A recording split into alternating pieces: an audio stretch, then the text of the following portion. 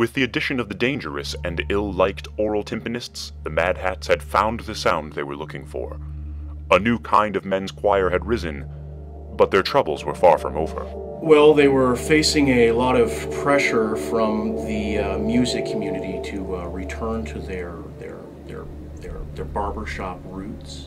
Frustrated by the Mad Hats' many members and use of beatboxing riffraff, musicians and citizens calling themselves the anti-mouthing movement began to express their outrage at what they saw as musical immorality. They picketed and protested any and all MadHatters performances, anything to discourage what they saw as the death of their sound of music.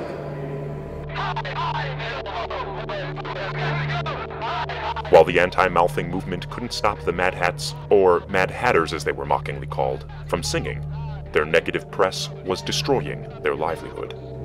They sang, but really all they got would, someone put out a hat, maybe a couple coins get tossed in, just barely scraping by. Until finally, on March 8th, 1927, the tension building between the two camps erupted into rioting. It actually became quite common to throw produce. The Mad Hatters actually endorsed this because the food budget at the time was virtually non-existent. Despite the protests and the group's apparent poverty, the Mad Hatters were actually growing in popularity, especially among young women. The Mad Hats were, the epitome of sex appeal at the time. There was one time the Mad Hats came singing, and they sang a D half diminished second inversion chord. Literally made a woman's dress fall off.